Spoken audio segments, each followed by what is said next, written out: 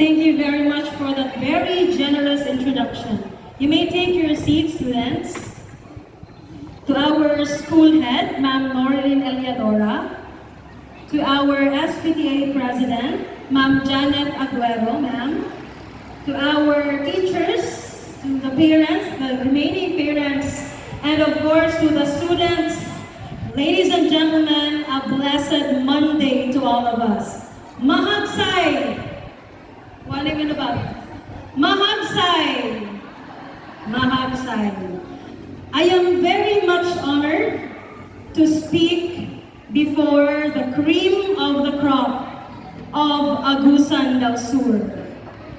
It brings so much pride to be one of the few students who are given the chance to be enrolled here. It feels like yesterday when we are still wondering kung makapasar ba ta sa entrance exam sa Science High.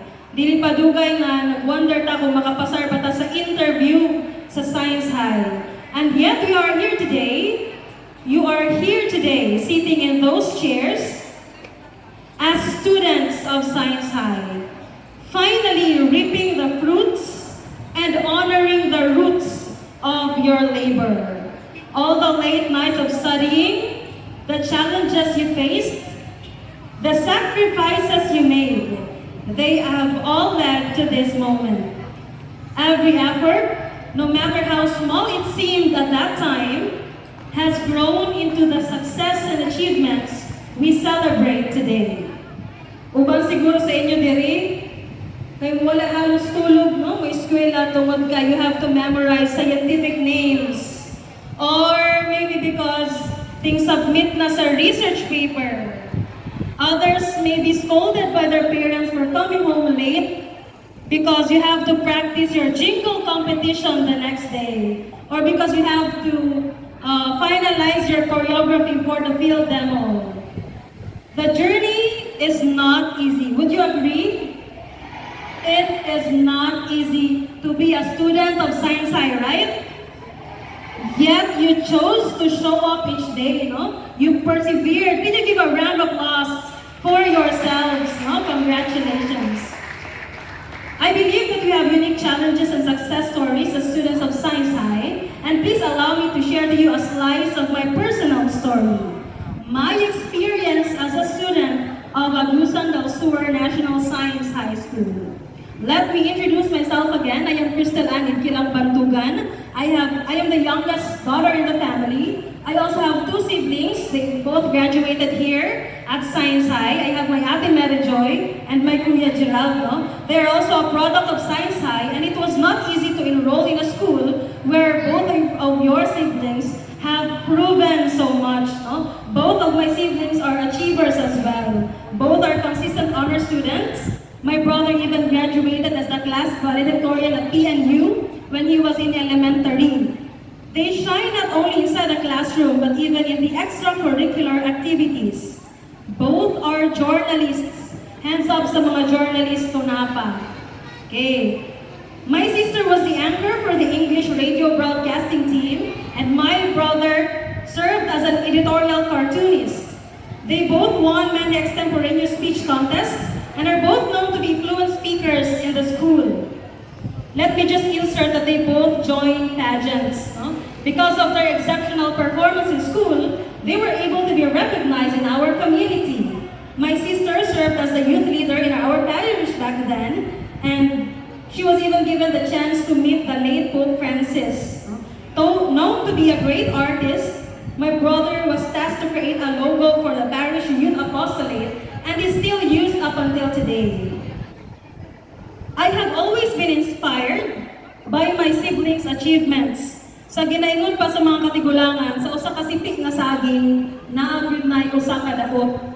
Among a bunch of bananas, one may be rotten. And I refuse to be the rotten banana. Dili ko musugot nga ako ang daot nga saging, no? So what did I do? Of course, I strive harder. Not because I was pressured, but because I was inspired. I took every opportunity to enhance my abilities. Whenever my sister was tasked to deliver a speech or become an MC, I would secretly memorize her script. I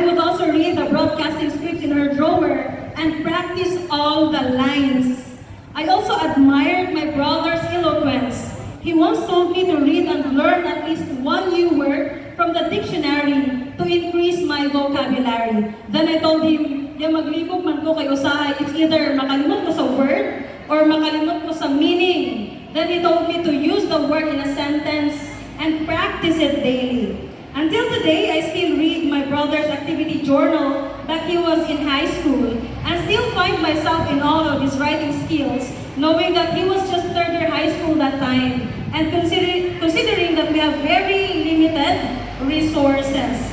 Wala pa'y chat GPT, no?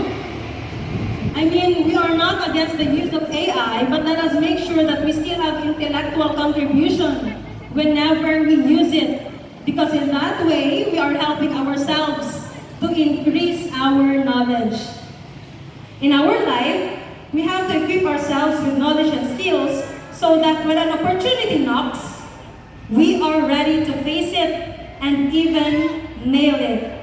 Because of the constant practice in enhancing my skills, and because I wanted to expand my knowledge, it became my weapon. When the opportunity knocked, I grabbed it. I grabbed it not because I am already an expert, but because I know I will learn more when I accept it. One of the long list of opportunities was becoming the school MC.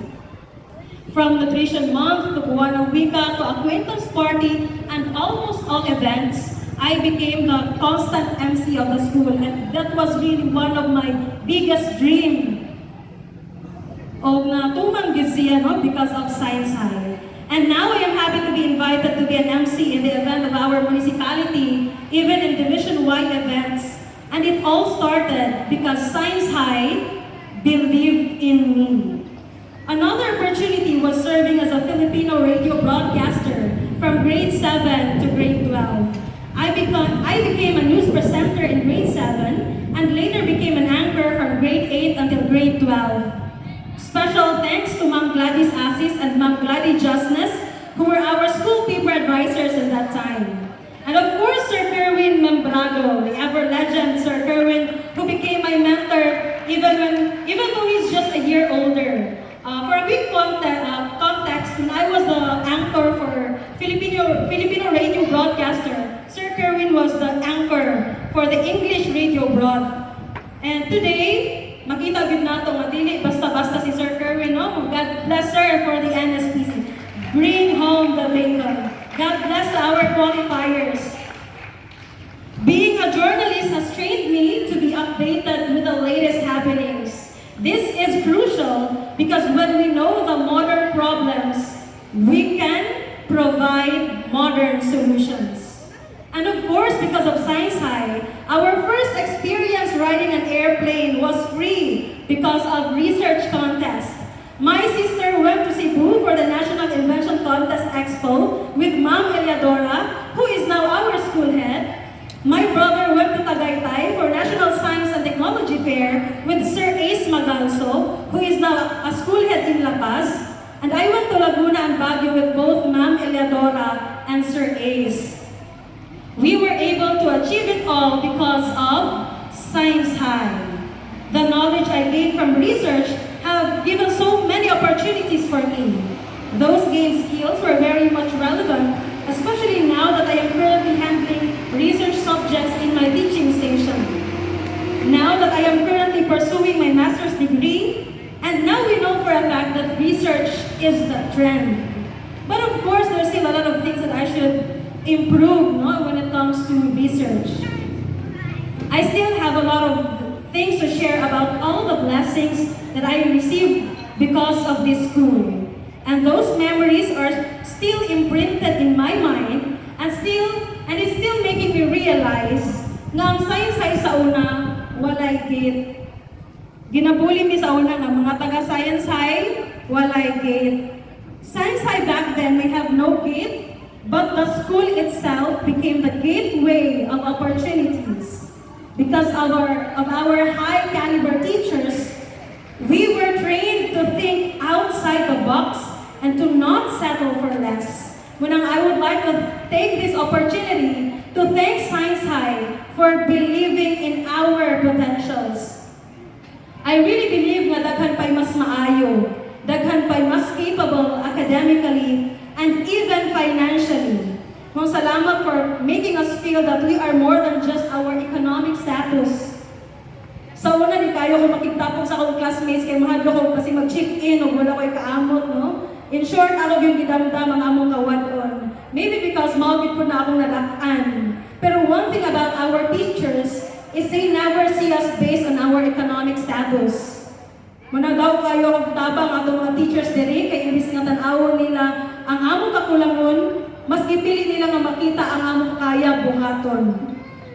You believe in our potentials and open doors of opportunities. Opportunities that shape who we are today and who we can still become. Ingon pa sa atong Saysay hymn, we made it through Agusan del Sur National Science High School. To our teachers, salamat kaayo kay nisugal mo sa bata nga Mary Joy, bata nga Gerald, o bata nga Crystal Ann. And we hope that we brought honor to you as well. Daw kayo kong pasalamat sa among mga teachers, no, for giving us the trust, especially to represent our school in the different contests. And when the biggest challenge in our family happened almost 10 years ago, you were there. Science High became a home because you were truly a family. Salamat kaayo sa ating teachers. Can we give them a round of applause?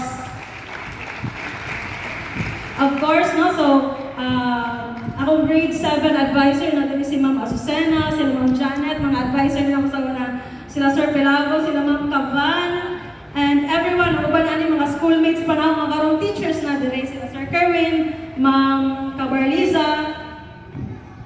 Salamat kaayo mga ma'am and sir for being a family. Si Sir Aldred pa daw, no? Sir Aldred. Si Sir, our Amay City, no? Si Sir Barrios. Salamat kayo, sir. To the parents, to the remaining parents, siblings, mga auntie, mga uncle, thank you very much for your support to these students.